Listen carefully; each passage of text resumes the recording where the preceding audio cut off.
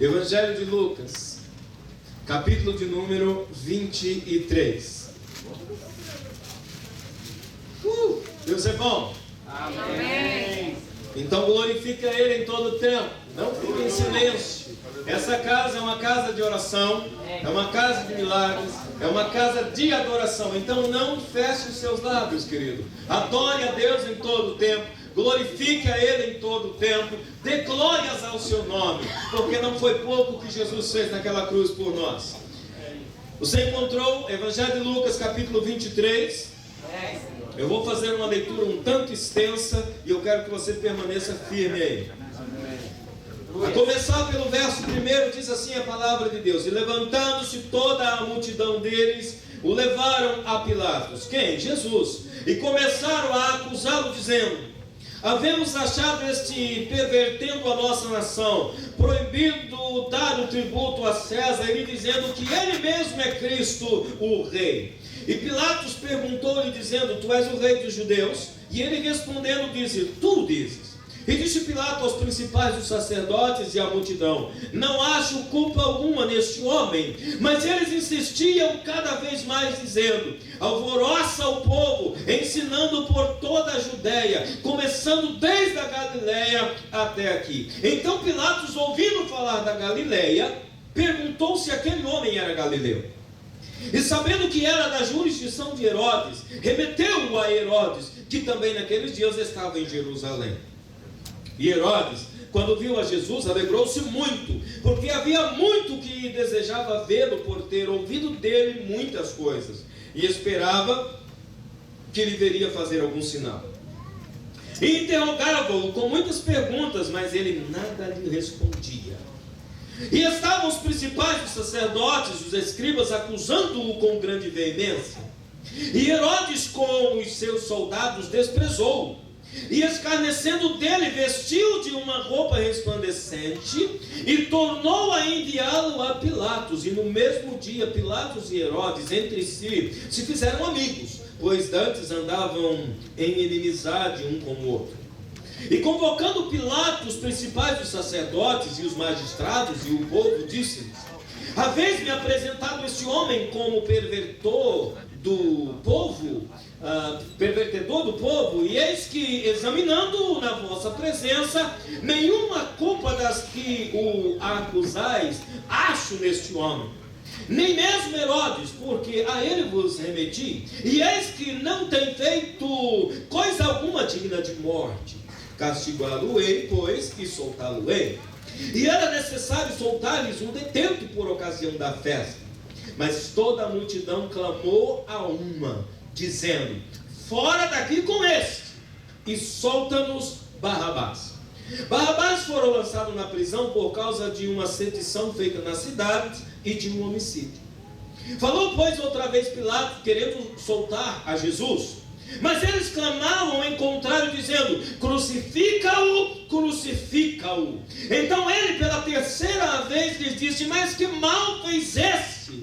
Não acho nele culpa alguma de morte. Castigá-lo-ei, pois, e soltá-lo-ei. Mas eles estavam com grandes gritos, pedindo que fosse crucificado. E os seus gritos e os dos principais dos sacerdotes redobravam. Então Pilatos julgou que devia fazer o que eles pediam, e soltou-lhes o que fora lançado na prisão por uma sedição e homicídio, que era o que pediam, mas entregou Jesus à vontade deles. Amém? Que Deus abençoe a porção da sua palavra. Você pode se sentar. Amém?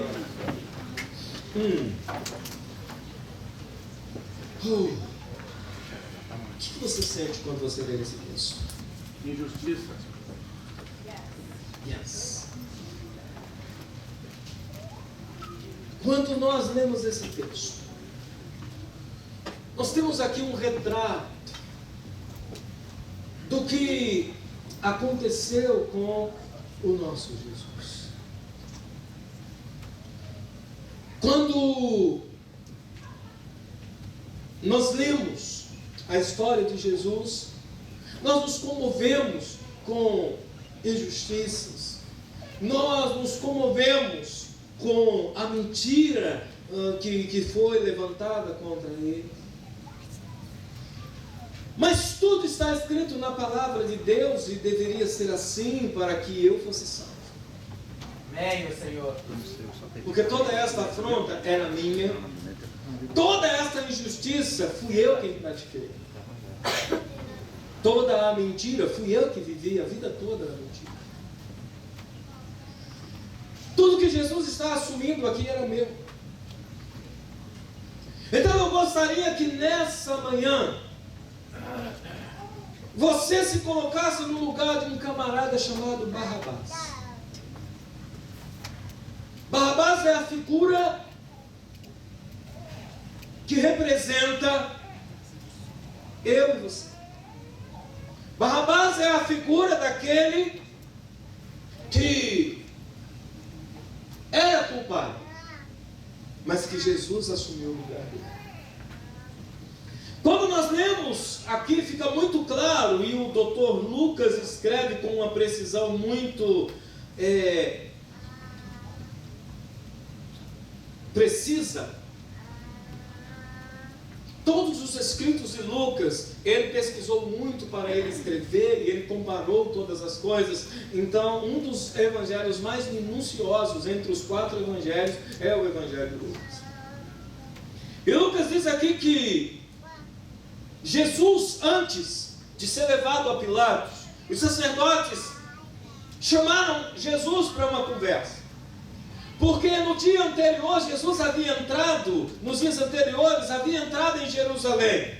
E quando Jesus estava entrando em Jerusalém, as pessoas tiravam ramos das árvores e colocavam, estendendo um grande tapete verde para Jesus passar. E quando não tinha mais árvores, eles pegavam as suas próprias roupas e colocavam para Jesus passar pisando e dizendo: Hosana, Hosana, bendito é o que vem no nome do Senhor. E dizendo: Tu és o rei, Tu és o rei. E ele entrando em Jerusalém, a multidão se alvoroçou. Quando a multidão se alvoroçou, os principais dos sacerdotes disseram: temos que investigar esse camarada, chama ele para nós conversarmos com ele. E chamaram a Jesus para conversar, e quando estavam conversando com Jesus,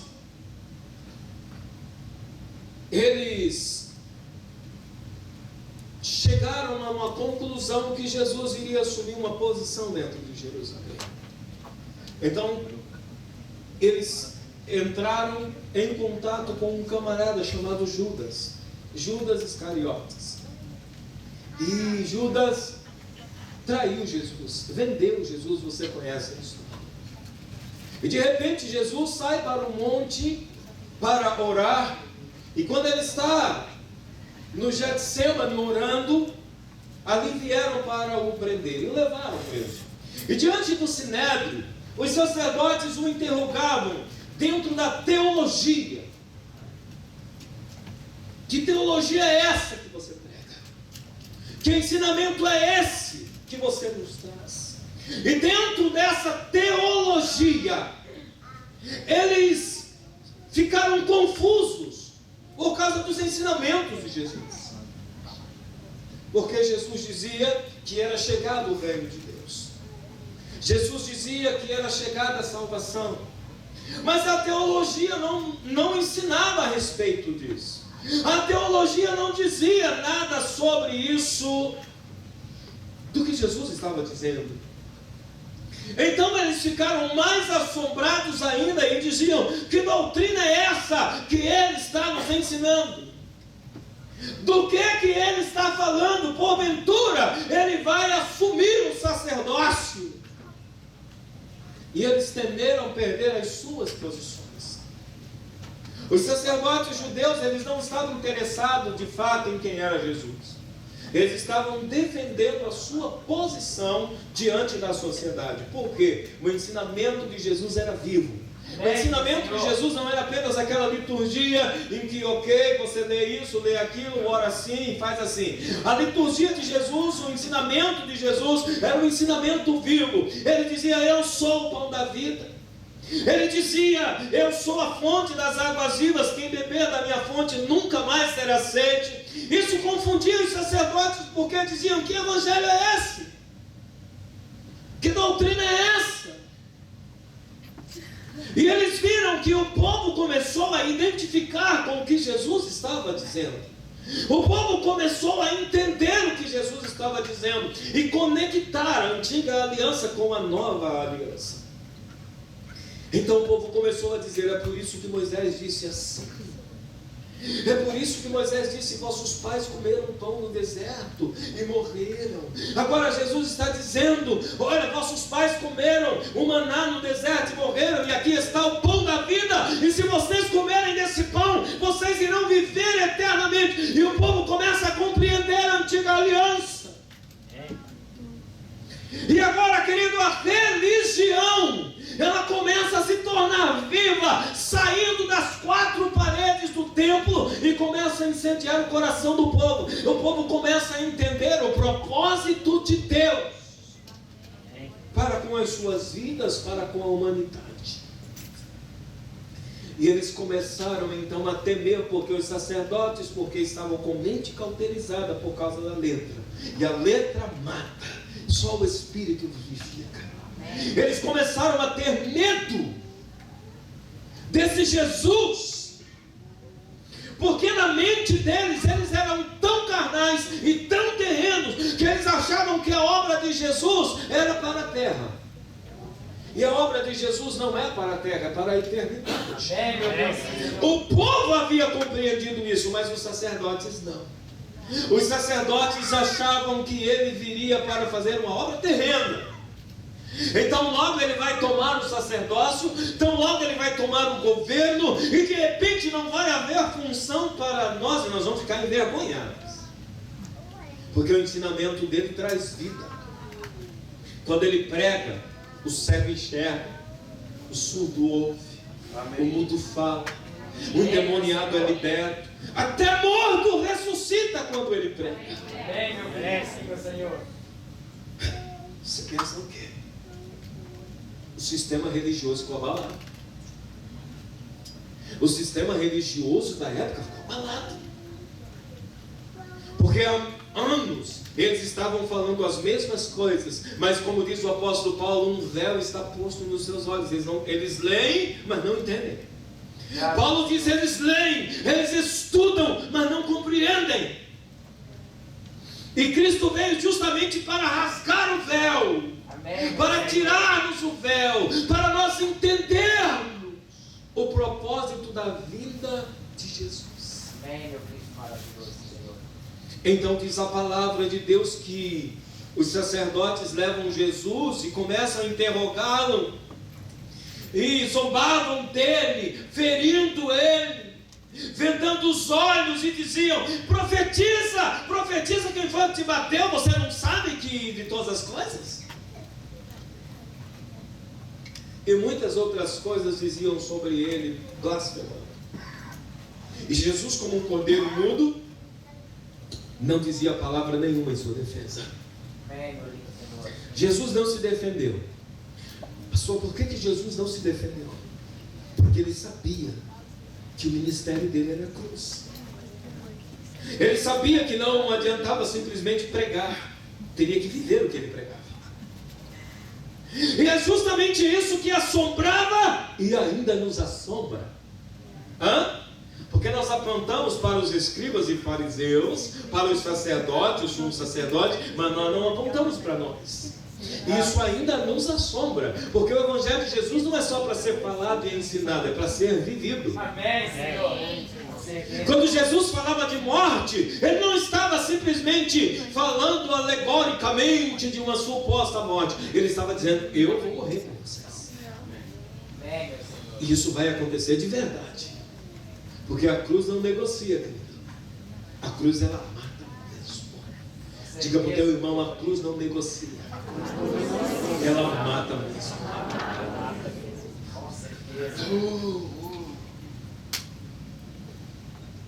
E diz ali que eles começaram a interrogar Jesus de todas as formas, e acusá-lo, e a bater nele.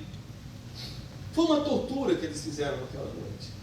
A noite inteirinha torturando Jesus. Por fim eles perguntaram: se tu és o Cristo, diga-nos. E Jesus disse: se eu disser, vocês não irão crer. E se eu vos perguntar se vocês creem, vocês não vão responder.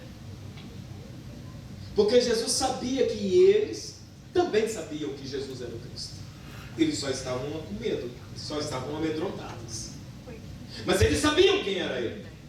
Eles só estavam provocando para não ficar em dúvida. Então Jesus disse: só para que vocês saibam, depois que tudo isso acabar, eu vou me assentar à destra do Pai. Eles começaram a gritar, e a bater no peito, e a dizer: blasfêmia! Esse homem é digno de morte, tira ele daqui. Não suportaram os ensinamentos de Jesus, não suportaram a revelação. Quantas pessoas não suportam a revelação da palavra? Quantas pessoas, amado, ou elas se afastam de Jesus, ou elas afastam Jesus delas, por causa da revelação da sua palavra. E a revelação da palavra de Cristo é que ninguém, amado, escapa da cruz. Diga para o teu irmão: ninguém escapa da cruz. É aqui onde a coisa começa a complicar. Ninguém escapa da cruz. O próprio Jesus disse: se você vier a mim, negue-se a si mesmo, tome a tua cruz e siga. Então ninguém escapa da cruz. E é nesse ponto em que essa revelação ela se torna crucial para a sua vida nessa manhã. É necessário morrer para poder viver. É necessário que o teu eu esteja crucificado para que você possa ressuscitar. Nós estamos tratando de morte e ressurreição. Nós estamos tratando aqui, queridos, de vida eterna. Nós estamos falando de eternidade. Você foi criado para ser eterno. Há um lugar preparado para você. Eu dizia domingo passado: muito em breve Jesus irá voltar para nos levar para o lugar que Ele mesmo preparou, para que onde Ele esteja, eu e você estejamos também. Então isso aqui, querido, não é religiosidade. Isso aqui é mais do que religiosidade. Precisa ser mais do que religião. O Evangelho para a sua vida precisa ser mais do que religião. O Evangelho nas nossas vidas precisa ser, amado, uma revelação. Eu vou repetir para você entender. O Evangelho de Cristo para mim precisa ser mais que uma religião. Precisa ser uma revelação. Os sacerdotes entraram em conflito porque havia um interesse conflitante aqui. Religiosidade e finanças. Religiosidade e dinheiro. Mamon e religião. Duas coisas destrutivas. Então eles disseram: olha, começaram a acusá-lo, dizendo: havemos achado ele pervertendo toda a nação, proibido dar o tributo a César, e dizendo que ele mesmo é Cristo e rei. O verso 2 do capítulo 23. Então o que estava em jogo aqui entre os sacerdotes, que eles entraram em conflito, é money, dinheiro e religião. E foi sobre essa acusação que levaram Jesus para ser crucificado: dinheiro e religião. Porque eles diziam: se ele se torna rei de Jerusalém, rei de Israel, então todo o dinheiro do tributo vai para ele, então ele vai ficar rico. Não é justo. E em seguida ele assumirá o sacerdócio. Não é justo. Então Jesus, num dos seus ensinamentos, Jesus nos diz que é impossível servir a Deus com interesse terreno. Evangelho de Mateus, capítulo 6, versículo 24. Jesus disse: é impossível servir a Deus e as riquezas, porque um ou outro você irá desagradar, ou a Deus ou a Mamon. Mamon é o Deus do dinheiro. E Jesus ensinava justamente isso: você tem que escolher a quem você quer servir, E é por isso que nessa manhã eu quero que você entenda que o sacrifício de Jesus Cristo não foi para você ter mais dinheiro. O sacrifício de Jesus Cristo não foi para você se dar bem na vida, não foi.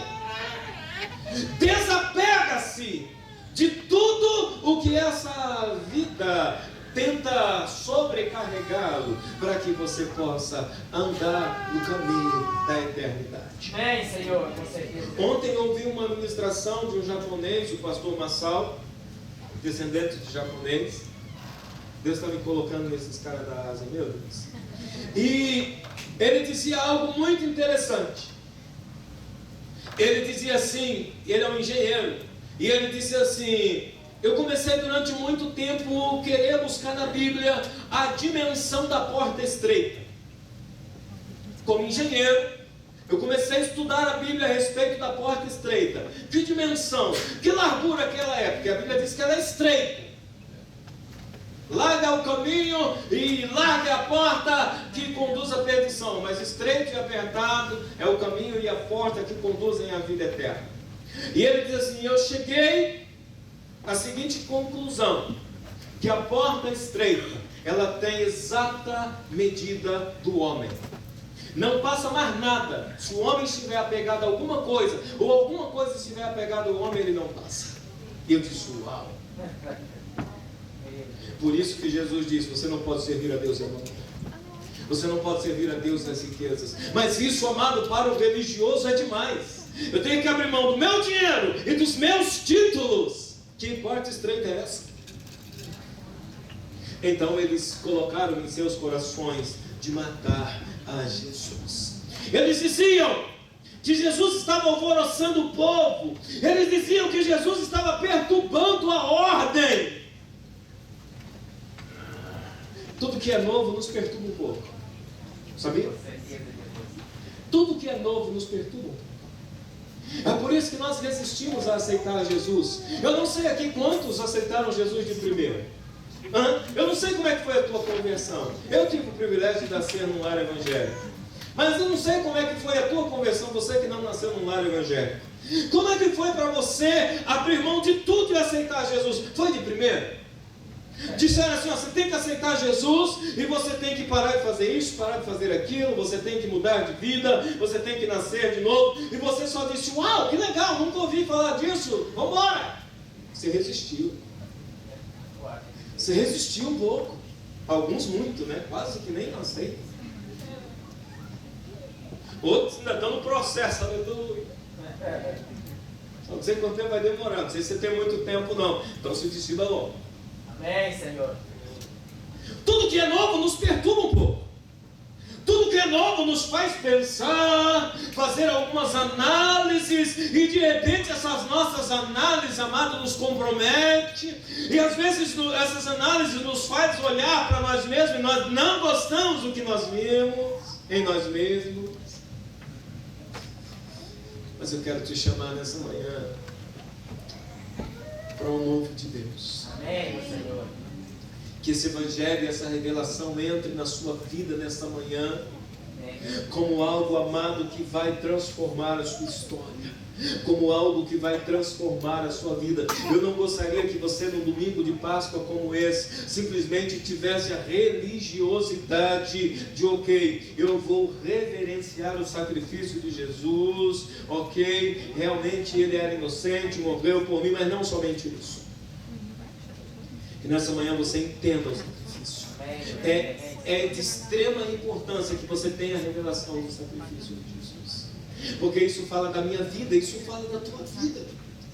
Isso fala de alguém que era culpado e que foi inocentado por causa que um inocente foi culpado. Vou repetir para você entender. Você, culpado, foi inocentado. E o inocente Jesus foi culpado por tua causa. Verdade, meu Senhor. E isso não é pouca coisa, não. E isso, amado, é algo que eu preciso entender com o meu espírito. E não entrar num conflito de interesses. Não pode haver conflito de interesses. Sabe quem é que vai nascer de novo? Quem não estiver num conflito de interesses.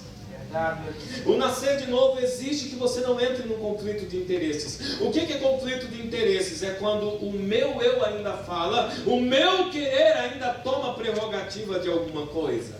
Mas quando eu abro mão de todas as coisas, quando eu abro mão do meu eu, e eu digo: Jesus, reina em mim, Senhor, através da minha vida, reina, toma todo o meu ser, me faz diferente, me faz nascer de novo, faz com que a obra da cruz redentora realize uma obra na minha vida, porque quando eu permito que a obra redentora da cruz faça uma obra na minha vida, então o sacrifício de Cristo começa a exercitar algum valor em mim. Enquanto eu não digo isso, o sacrifício de Cristo continua sendo uma religião. E Jesus não morreu na cruz para criar uma nova religião. Eu quero que você fique certo disso. Amém, meu Senhor. Jesus não morreu na cruz para uma nova religião se levantar na terra. Não!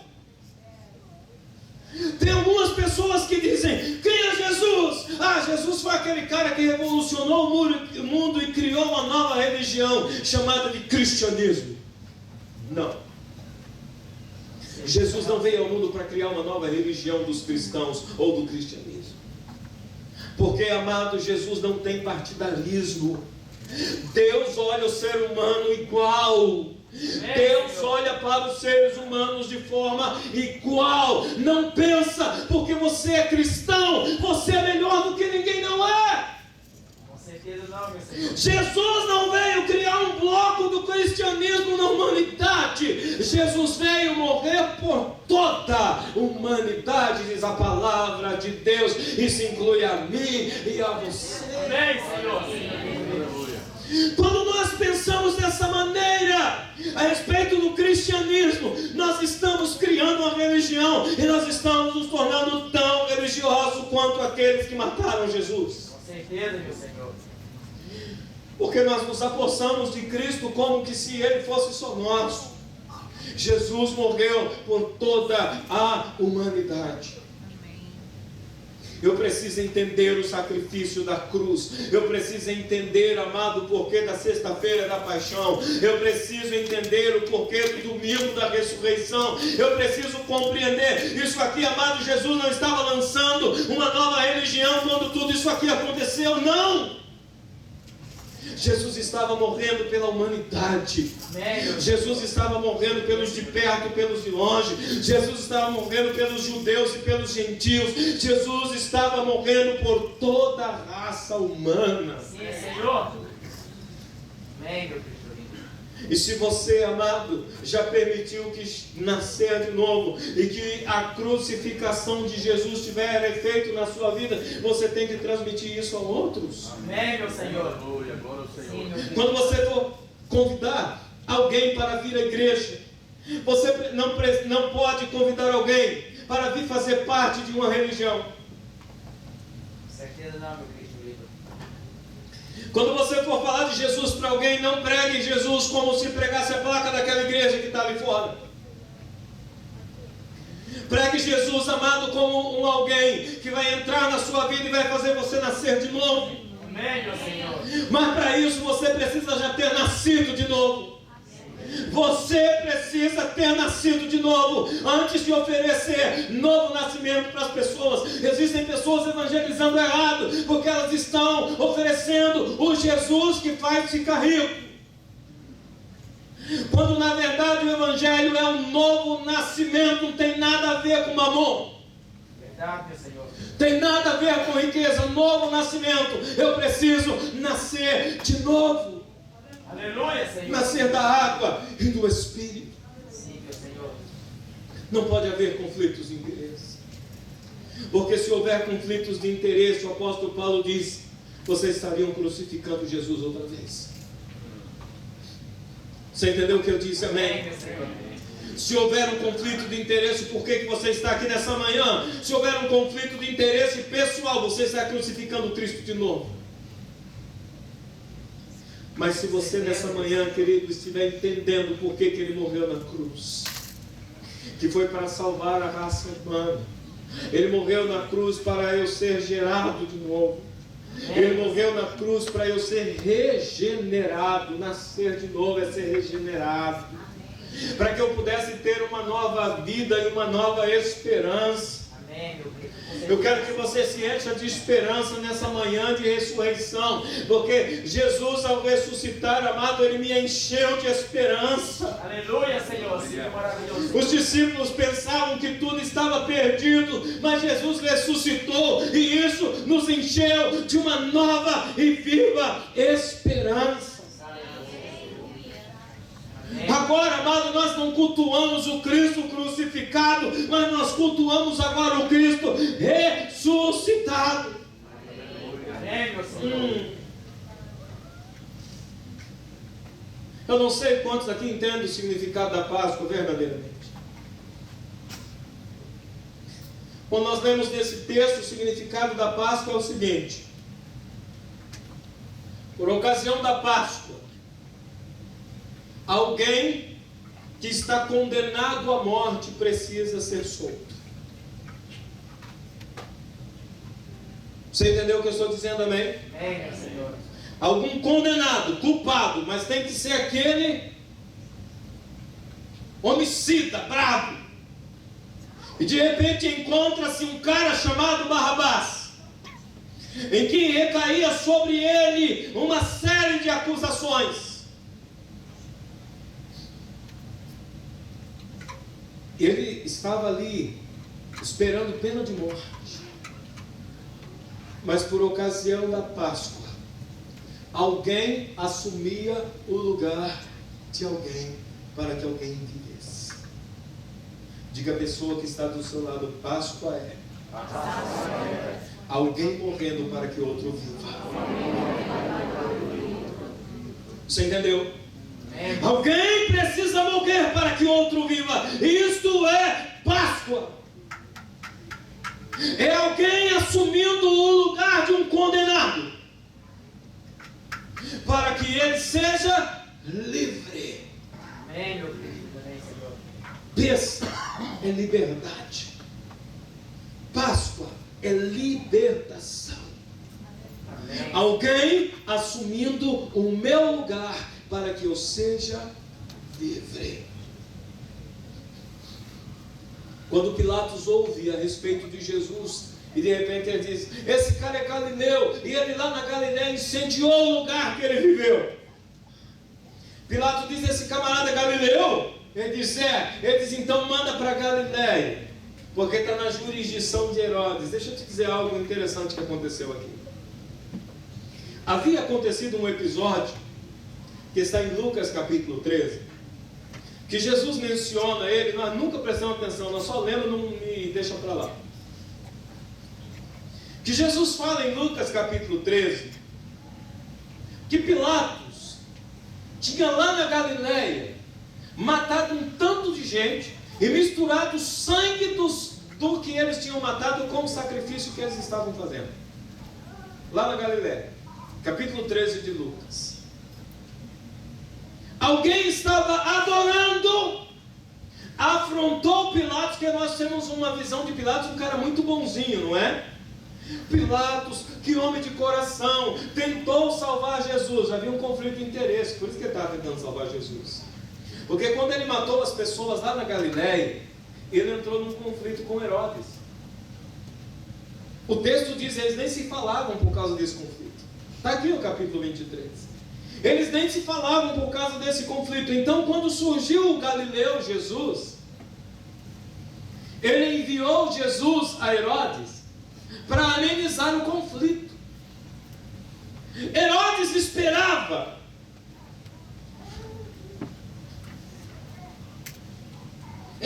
esperava ver em Jesus o que muita gente está esperando hoje.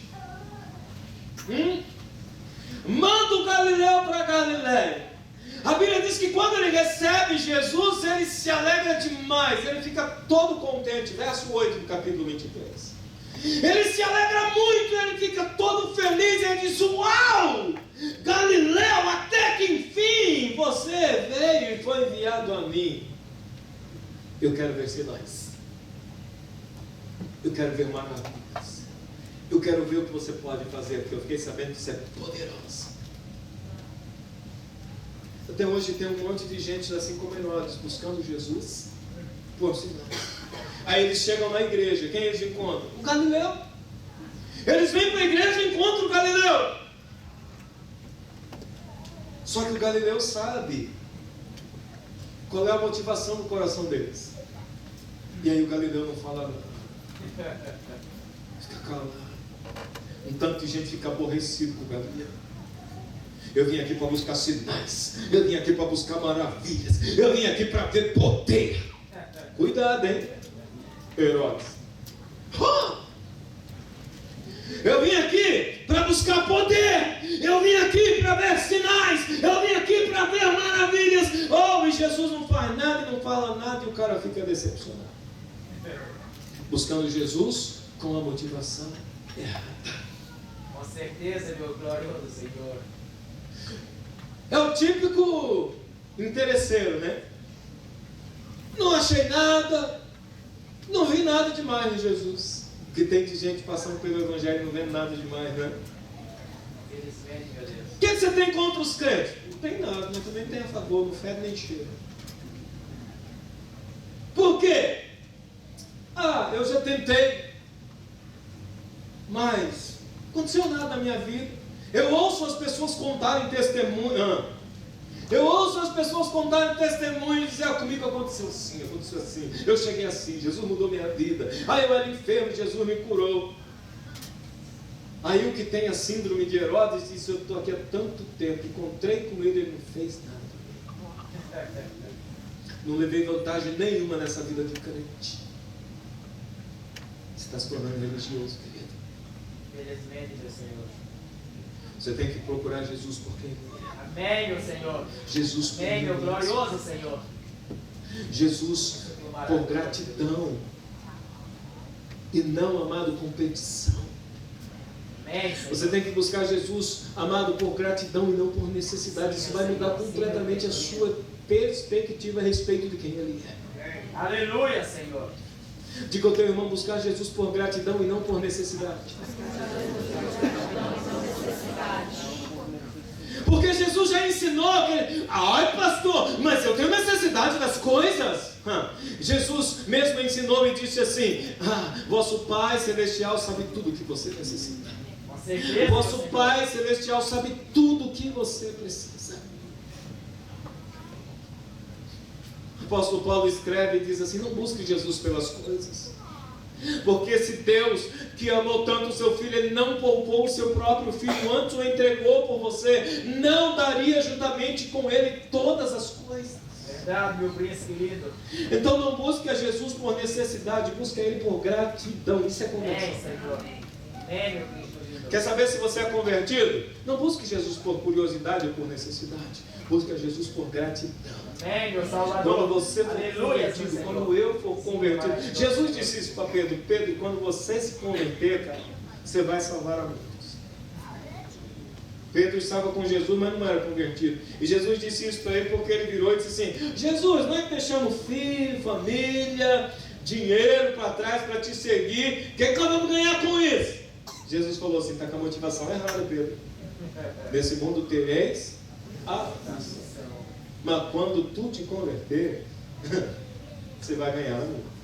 Amém, Senhor. A motivação do seu coração. Foi para isso que Jesus morreu, querido. Amém, meu príncipe. E ressuscitou, amém? Amém, meu Senhor. O interessante é que Barrabás, amado, havia se levantado numa briga contra o Império Romano. E nessa revolução que ele havia feito, ele matou um guarda romano, e por isso que ele foi condenado. Ele era, na verdade, um líder revolucionário. E ele foi liberto. Ele queria soltar Jesus, Pilatos queria soltar Jesus, mas por ocasião da Páscoa era necessário que soltasse alguém. Então eles clamaram e disseram, solta Barrabás. E diz as escrituras assim, o que nós faremos? Né? Mateus relata, Mateus 26, Mateus Mateus 27, verso 22. Mateus relata que Pilatos queria, no 27, 22, Mateus, que Pilatos queria soltar Jesus. E ele perguntou para a multidão: ok, eu vou soltar o Barrabás, mas o que eu faço com Jesus chamado Cristo? E eu quero encerrar fazendo essa pergunta para você. Agora que você conheceu Jesus, agora que você sabe quem Ele é, o que faremos com Jesus chamado Cristo? Essa pergunta me chama muita atenção, porque existem muitas pessoas sem saber o que fazer com Jesus. Existem muitas pessoas, amado, que não sabem o que fazer com Jesus.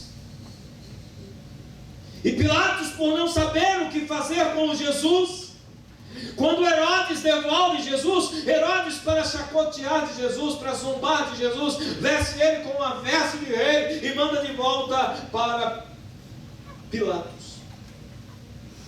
E quando ele volta, Pilatos não sabe o que fazer com Jesus. Existe muita gente que encontra-se com o rei dos judeus e não sabe o que fazer com ele. Não sabe se adora, não sabe se torna súdito desse rei, não sabe o que fazer. Então diz a palavra de Deus que, não sabendo o que fazer com ele, ele entregou Jesus à vontade deles. Preste atenção. Até hoje, Jesus está entregue à tua vontade. Verso 25 do capítulo 23. Até hoje, Jesus está entregue à tua vontade. O que fazer do Jesus chamado Cristo? O que você vai fazer com essa verdade? O que você vai fazer com essa revelação? O que você vai fazer com Jesus? É a pergunta que eu quero te deixar nesta manhã.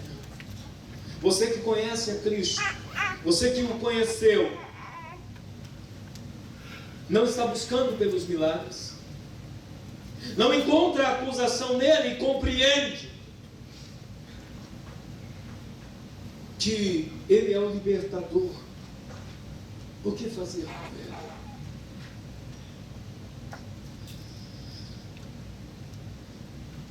Eles gritaram: crucifica. Eles gritaram: tira ele daqui, aniquila ele da minha vida. E você, o que está dizendo? Porque Jesus foi entregue. Lucas 23, verso 25. Jesus foi entregue à vontade.